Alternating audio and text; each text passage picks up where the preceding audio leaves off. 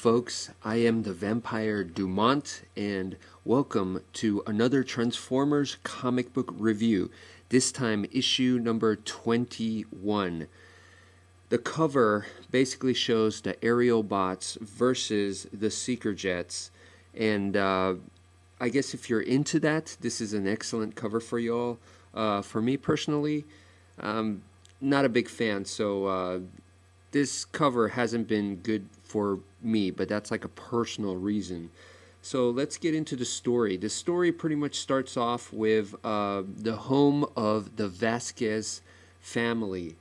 The main character, Ricky, he's a very important person in this entire issue because the story kind of revolves around him. He's a tragic character in a sense, but don't worry, it ends happily.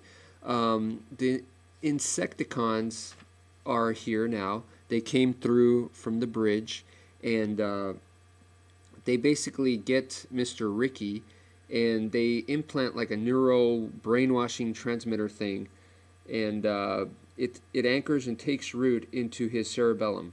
So now he's just a puppet, right? And the Insecticons are kind of like Megatron. They seem to work well with Megatron because they all become very small. You know, the Insecticons become like real insect size, super small, and Megatron, of course, you know, turns into a handgun, so, you know, he's small too.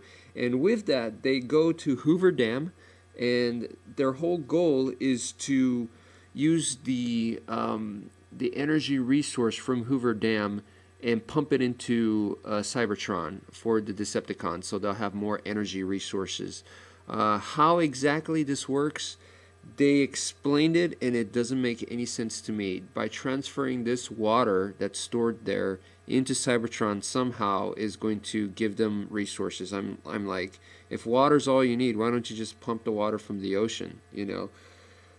So anyway, because they're doing this, they're causing a huge reaction amongst the human population, you know. Basically, they used Ricky to go into the dam and hold the entire place hostage, right? And make the dam stop. So the energy to the city and the water is not available, and the city's freaking out. And of course, the Autobots go in there to stop all that and rescue the humans. And Prime sends the fastest Autobots that he has, which are the Aerialbots at this time, which were just created. They're not finished. So I think Silverbolt, the leader, is the only one that has like the personality part put in, and the other ones kind of don't. So they try to show this throughout the battle. You know, Silverbolt is trying to protect humans. You know, he's following Prime's order, while the other ones are kind of like, why should we protect humans? You know, it just gets in the way of our mission. Let's just, you know, not worry about them, and then we can protect the dam, you know, better. But Silverbolt is like, you know, that's not our order, and he realizes that the other guys are not complete yet. So we have a huge battle between the Aerialbots and the Seeker Jets. It seems like the Seeker Jets kind of dominated at first, and they were doing kind of better, but you got to understand the Aerialbots were separated at this point, and then they actually combined to form Superion, and you know,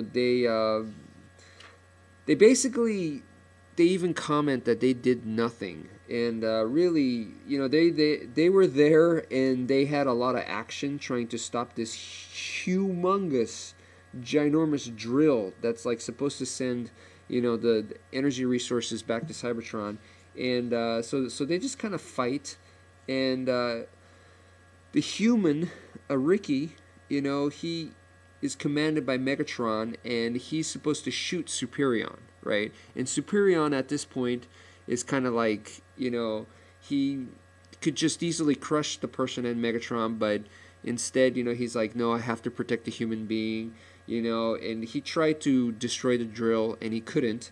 And so anyway, the human being, Ricky, who's controlled by Megatron, who has Megatron in his hand, actually, you know, Megatron is ordering him to fire at Superion, and the human sees his daughter, you know, and he doesn't.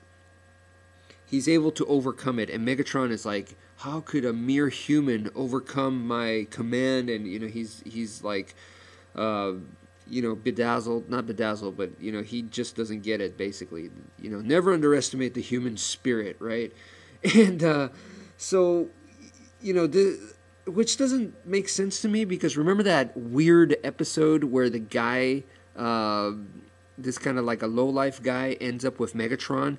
He never pulled the trigger. Megatron always fired himself, So in this case, I don't know why Megatron doesn't fire himself, but he's asking the human to pull the trigger for some reason.